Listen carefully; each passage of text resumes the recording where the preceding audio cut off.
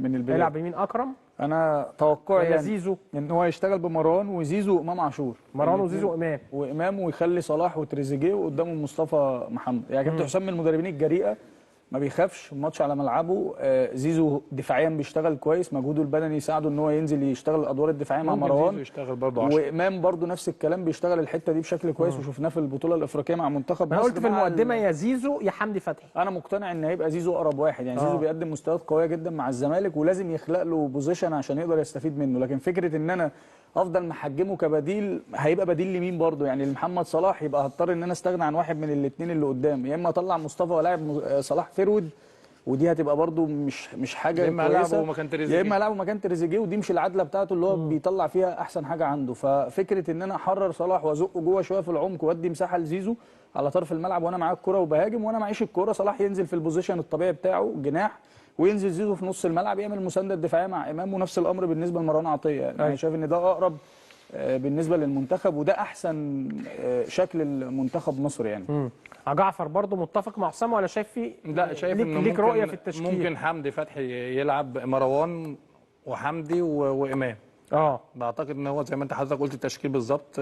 بس خلي بالك يا جعفر، اقول لك على حاجه. كابتن حسام لو هو عايز يامن الحته الدفاعيه هيلاعب اكرم توفيق، مش هيلاعب حمدي. طبعا انت بس انت الماتش عندك يا حسام. ما هو مش مقياس يعني بقى. ما هو ماتش عندك يبقى ما تلعبش باثنين شبه بعض، حمدي ومروان. لا، ما هو حمدي ممكن ياخد شويه حريه، لان حمدي بيعرف يلعب بدماغه كويس. دماغه بيزيد ساعات، بيزيد شويه، فبيعرف ممكن مثلا عايز يريح امام ويريح صلاح، يروح ملاعب اكرم اللي هو يدافع لصلاح، يدافع. يبقى انت قصدك يلعب باثنين، ويخلي امام طاير مع صلاح ومع تريزيجيه ومع مصطفى، وياخد برضو الحته الهجوميه اللي هو انا فاهم ان ده يلعب مروان واكرم وقدامهم امام.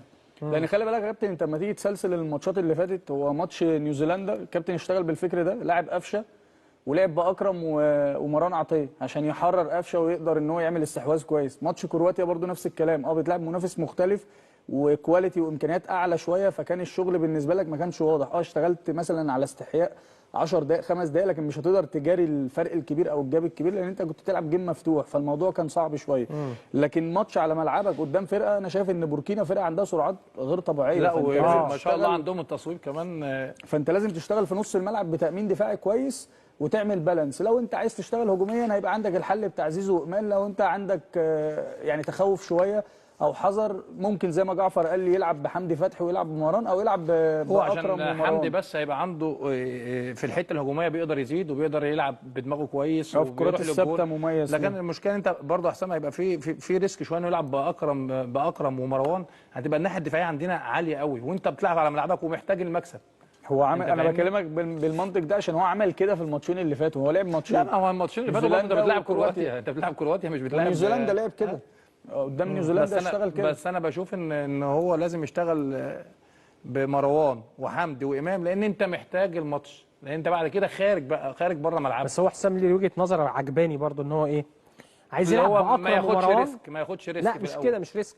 ان اكرم ومروان بيدافعوا كويس جدا، فهيدي حريه لامام وهيدي حريه لصلاح وهيدي حريه لتريزيجيه ومصطفى محمد. حمدي برضه بيشتغل متامنين كويس، حتى لو في باك من الباكين طلع في الهجمه هيبقى عندك اثنين في نص الملعب. اكرم حمدي برضه كان بيشتغل 6 في الاهلي. بس اكرم ومروان دلوقتي برضه السن، حمدي اعتقد 30 سنه صح؟